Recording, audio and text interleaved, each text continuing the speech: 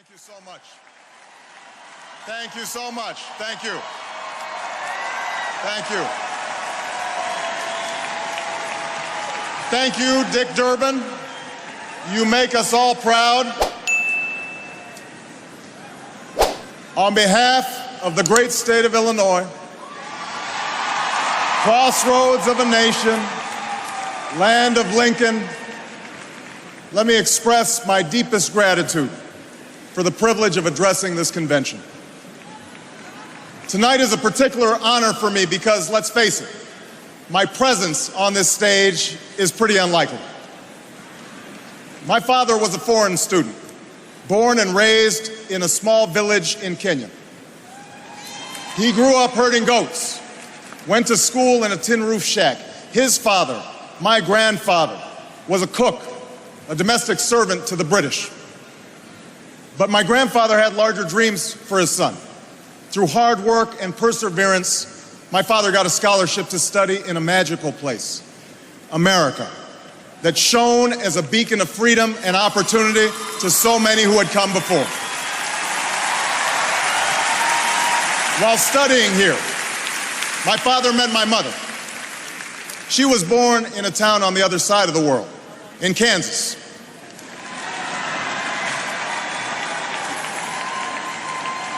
Her father worked on oil rigs and farms through most of the Depression. The day after Pearl Harbor, my grandfather signed up for duty, joined Patton's army, marched across Europe. Back home, my grandmother raised a baby and went to work on a bomber assembly line.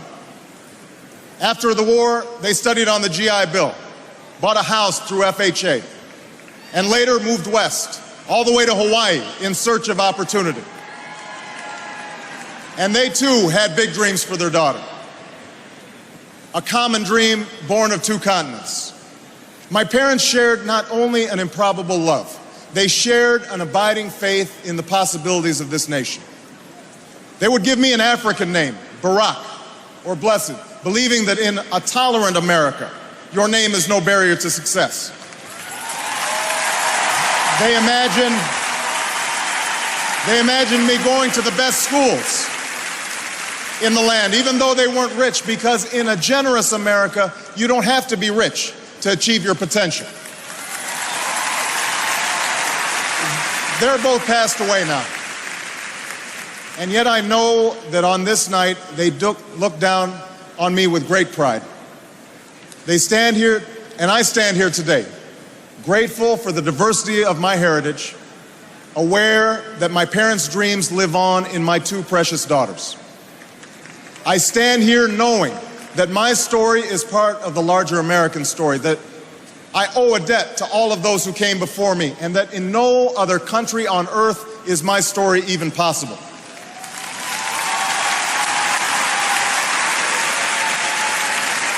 Tonight, we gather to affirm the greatness of our nation. Not because of the height of our skyscrapers or the power of our military or the size of our economy. Our pride is based on a very simple premise, summed up in a declaration made over 200 years ago. We hold these truths to be self-evident, that all men are created equal, that they are endowed by their Creator with certain inalienable rights, that among these are life, liberty, and the pursuit of happiness. That is the true genius of America. A faith in simple dreams, an insistence on small miracles, that we can tuck in our children at night and know that they are fed and clothed and safe from harm. That we can say what we think, write what we think without hearing a sudden knock on the door. That we can have an idea and start our own business without paying a bribe. That we can participate in the political process without fear of retribution, and that our votes will be counted, at least most of the time.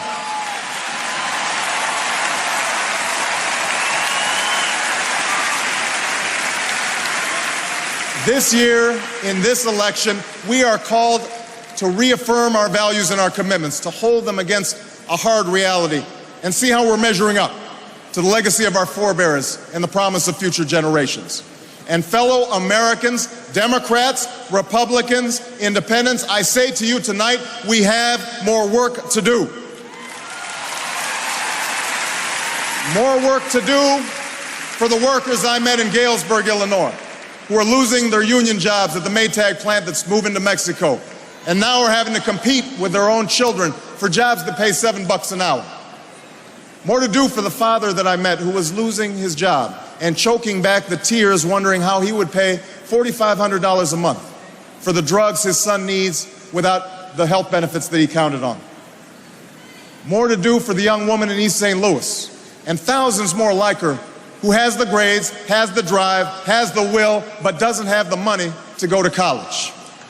Now, don't get me wrong. The people I meet in small towns and big cities, in diners and office parks, they don't expect government to solve all their problems. They know they have to work hard to get ahead, and they want to. Go into the collar counties around Chicago, and people will tell you they don't want their tax money wasted by a welfare agency or by the Pentagon. Go into any inner city neighborhood, and folks will tell you that government alone can't teach our kids to learn. They know that parents have to teach, that children can't achieve unless we raise their expectations and turn off the television sets and eradicate the slander that says a black youth with a book is acting white. They know those things.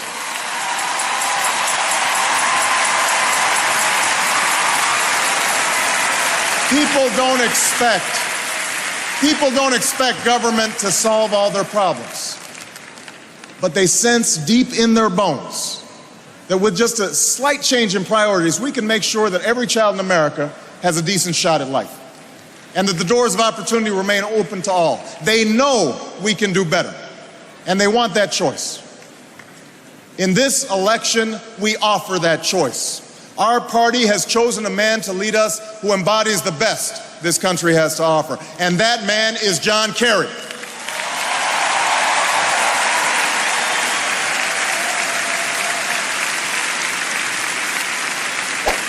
John Kerry understands the ideals of community, faith, and service because they've defined his life. From his heroic service to Vietnam, to his years as a prosecutor and lieutenant governor, through 2 decades in the United States Senate, he's devoted himself to this country. Again and again, we've seen him make tough choices when easier ones were available. His values and his record affirm what is best in us. John Kerry believes in an America where hard work is rewarded. So instead of offering tax breaks to companies shipping jobs overseas, he offers them to companies creating jobs here at home. John Kerry believes in an America where all Americans can afford the same health coverage our politicians in Washington have for themselves. John Kerry believes in energy independence, so we aren't held hostage to the profits of oil companies or the sabotage of foreign oil fields. John Kerry believes in the constitutional freedoms that have made our country the envy of the world, and he will never sacrifice our basic liberties, nor use faith as a wedge to divide us.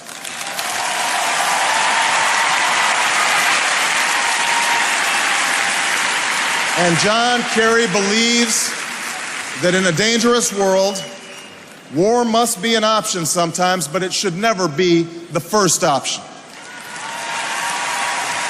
You know, a while back, I met a young man named Seamus in a VFW hall in East Moline, Illinois.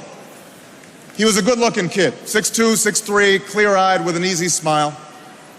He told me he joined the Marines and was heading to Iraq the following week. And as I listened to him explain why he'd enlisted, the absolute faith he had in our country and its leaders, his devotion to duty and service, I thought, this young man was all that any of us might ever hope for in a child. But then I asked myself, are we serving Seamus as well as he's serving us? I thought of the 900 men and women, sons and daughters, husbands and wives, friends and neighbors who won't be returning to their own hometowns. I thought of the families I'd met who were struggling to get by without a loved one's full income, or whose loved ones had returned with a limb missing or nerves shattered, but still lacked long-term health benefits because they were reservists. When we send our young men and women into harm's way, we have a solemn obligation not to fudge the numbers or shade the truth about why they are going, to care for their families while they're gone, to tend to the soldiers upon their return, and to never, ever go to war without enough troops to win the war, secure the peace, and earn the respect of the world.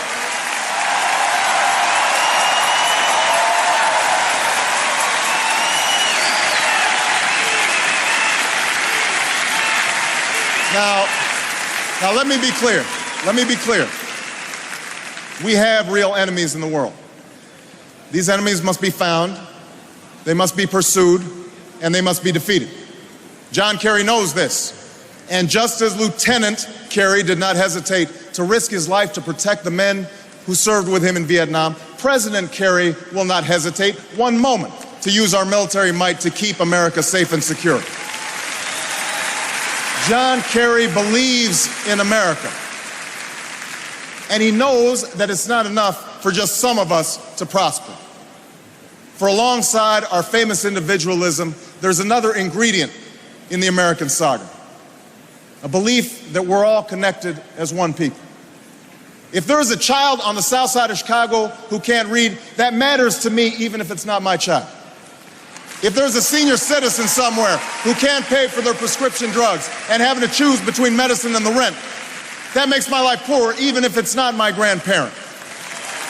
If there's an Arab American family being rounded up without benefit of an attorney or due process, that threatens my civil liberties.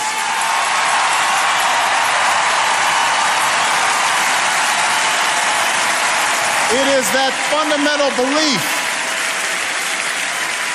It is that fundamental belief, I am my brother's keeper, I am my sister's keeper, that makes this country work. It's what allows us to pursue our individual dreams and yet still come together as one American family. E pluribus unum, out of many, one. Now, even as we speak, there are those who are preparing to divide us. The spin masters, the negative ad peddlers, who embrace the politics of anything goes. Well, I say to them tonight, there is not a liberal America and a conservative America. There is the United States of America. There is not a black America and a white America and Latino America and Asian America. There's the United States of America.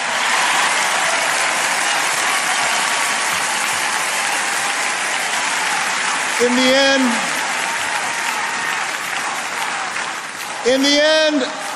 end, that's what this election is about.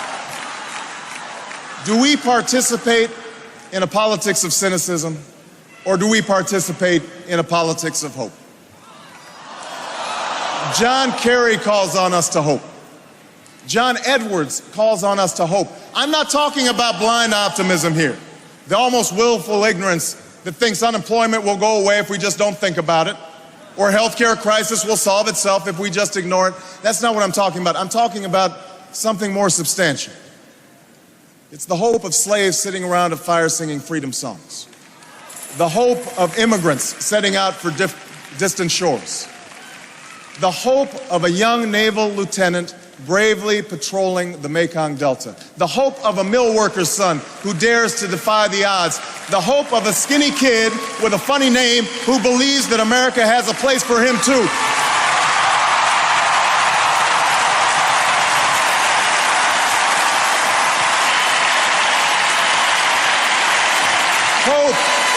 Hope in the face of difficulty.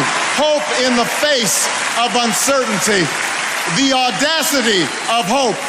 In the end, that is God's greatest gift to us, the bedrock of this nation.